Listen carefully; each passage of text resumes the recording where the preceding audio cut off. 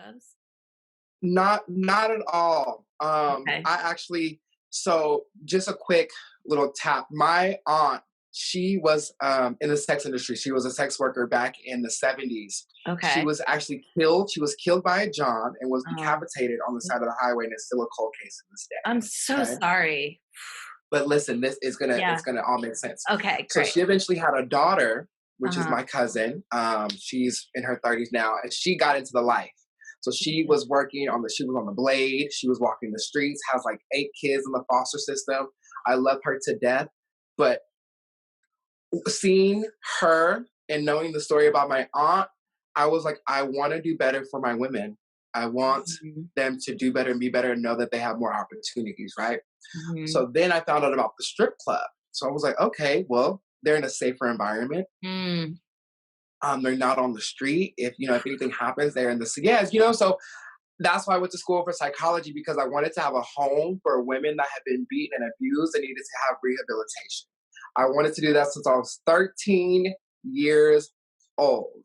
Mm. So once I found the strip club, I said, "Holy fuck, I can help women through dance." Mm. That's what I was like. I can help women through dance, whether it be for an hour, whether it be income. That's always been my goal. So when you say Yeah. a fast track, my goal was never to be a pole star. I was never to be a performer. It Yeah. wasn't like competition. My thing was to help women make more money and be better than they were yesterday. So, ooh, Wow. I'm getting kind of emotional, but that's why I got into You. it. Yeah. And that's why you probably see my success because I really care about the community, but the stripper community is bigger than the pole dance. Like, if you still take the pole away, we still have memories and just communities and different, like, just being a dancer, we just have I feel like we have a level up.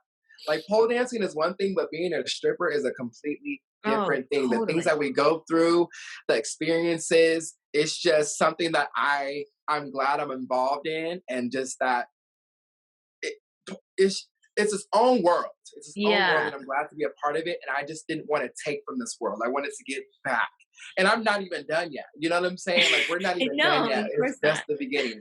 So Yeah.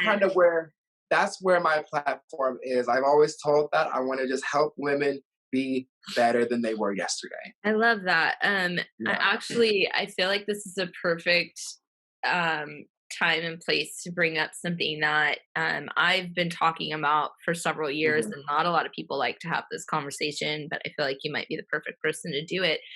I'm here for Um, it. in Los Angeles specifically, that's where I have my most experience stripping. I Hmm. watched the rise of full service sex work happen within the strip Right. in LA. And Yeah. when I was still immersed in my whorephobia, I was resentful towards those Right. dancers that were doing extras.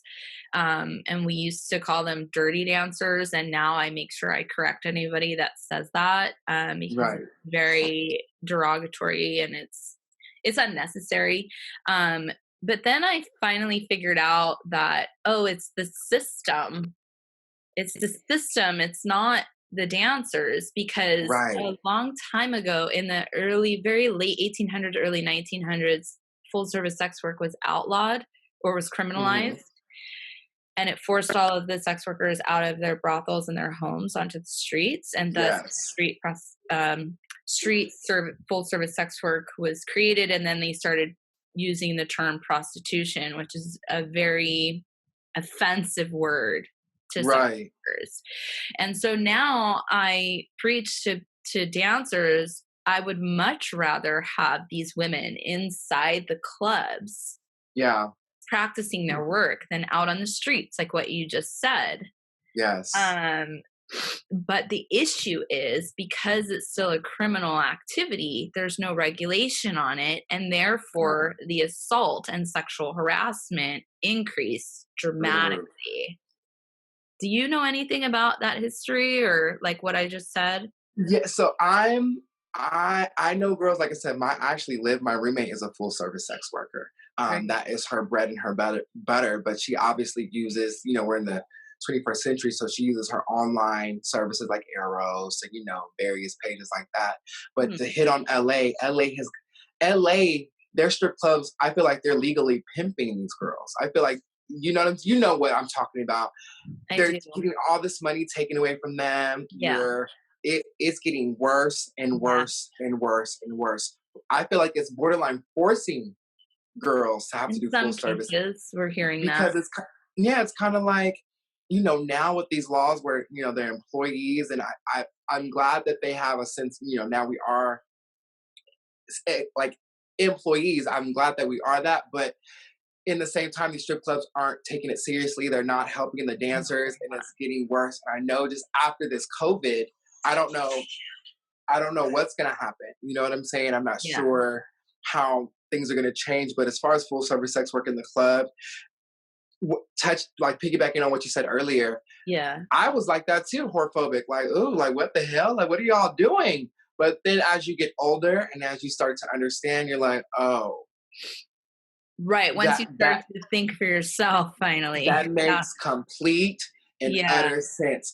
But also too, like I said, if we could be in a club without having to do extras, that would be amazing too. Because realistically, that's not even sanitary. Like doing things like in the club, it's not sanitary. Well, It's it's not not sanitary because there's no regulations and standards because it's right. criminalized and you can't,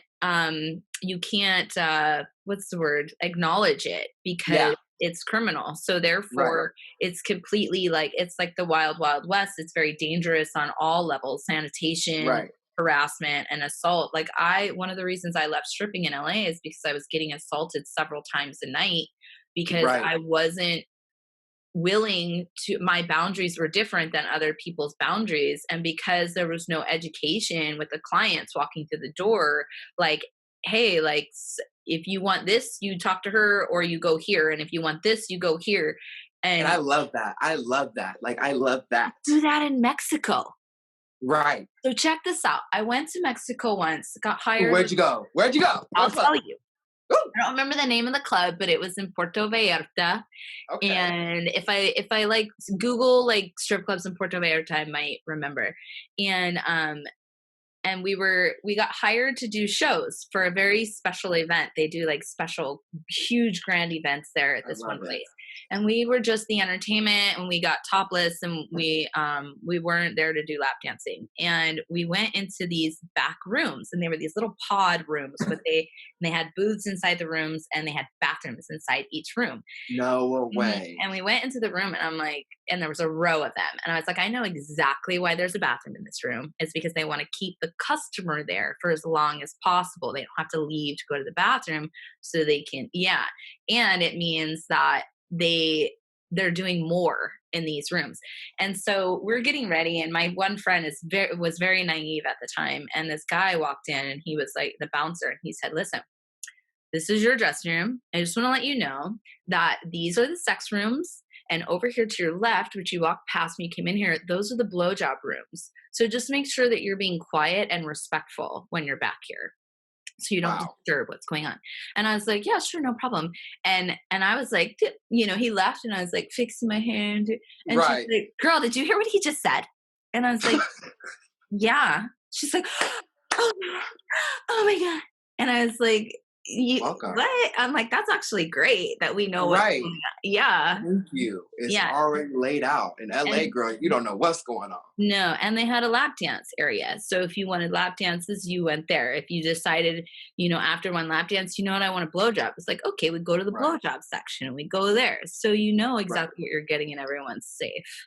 Exactly. And I feel like that's really important, keeping everybody safe. And again, the customers, it's really the customers that are just throw everything off because they're not in their right space of mind. They're on drugs or drinking alcohol. Sometimes the staff, it really it's like it's the staff, the management. What really makes a club is, like I said, staff, management, and clientele. It Yeah. sometimes if all three are great, like if I go to Atlanta and I'm in Magic City, I'm like, woo, the clients know what time it is, the dancers know what time it is, and the staff knows what time it is. But then you go to a certain hole in the walls, and you're like, damn, the management sucks, which forces the girls to feel defeated, and then it just brings the clientele. It's just the energy, the vibe. So I'm glad to hear things like that in Mexico, where it's like it's laid out. If you do it, cool. If not, okay. But Yeah. I just wish all clubs were like I mean, that. Mexico does do some things right, like food and cocaine and strip clubs. So Okay. Look, period. um Period. Well, it's funny that you say, like, in some places they know what time it is, in some places they don't. It reminds me of another thing that I've been saying a lot lately is that it's people. It all boils down to people. Yes. It's not about what type of person you are. It's that you're just people. And some people, like, you want to use, like, what can I compare it to? I've talked to some lawyers that they don't know what time it is, and then I've talked to other lawyers and they know what time it is. You know what I mean? So I Yes. think it's just a matter of people having standards with the work that they're Yep. doing and appreciating the work that they're doing. Yes. So yeah, I just love that you're doing this work. Do you have your own place, like your own place of business that you're teaching people at? So I currently rent out space from Jagged. I rent space out and I have like a monthly workshop. So I'll have certain days out of the Mhm, month. I have like 8 days where girls will pay for either a half month or a full month. And mhm. on those select days they come and see me because on top of that, I'm usually on tour. I'm usually hitting like 2 to 4 cities a month teaching workshops. And Yeah. then I'll do private lessons on top of that as well. In my workshops, I'll go to like Miami, New York, Seattle, Portland, Atlanta. You're The going last to workshop, strip club cities. Those were yes, all strip club because cities. I you love got that. to understand they don't have anybody else to do it. They don't Totally. have. So that's been my bread and butter for the last year. So I Yeah. really didn't have anything in LA because after the laws changed, love, my clientele went down 50 to 60%. Well, because Everybody the left. wage theft increased. That's why. The Yes, wage theft increased. So these businesses, all of the strip clubs all across America, their business model is based off of wage theft. Bottom yes, line. exactly. That's where the Period. majority of their money comes from is wage theft. And our government has allowed it to happen. Yeah.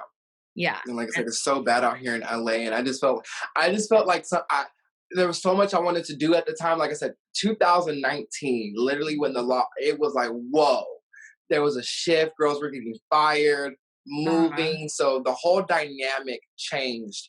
yeah. We still have positive though. We're still positive. We're still out here fighting the fight. We're not going to give up, but it was kind of disheartening. I just felt bad for some of these girls, and it was like, damn, like I wish I could do more, but at that time and point, there was nothing I could really do because the Yeah. clubs were just like it was a mad sweep. But I'm Well, like, you know, have you thought, I mean, one of the best ways, in my opinion, for things to get better is for everyone to come together and right, unionize, basically. right. Because And these I'm glad, clubs, like I said, your events, so Soldiers for Pole, like Soldiers you of Fortune, getting with the community has been a blessing because we do yeah. not have that. Yeah. We don't. So I'm glad Yeah. that you put together events. You're focused on making people knowledgeable about what is out there in the community. Yeah. And more than that,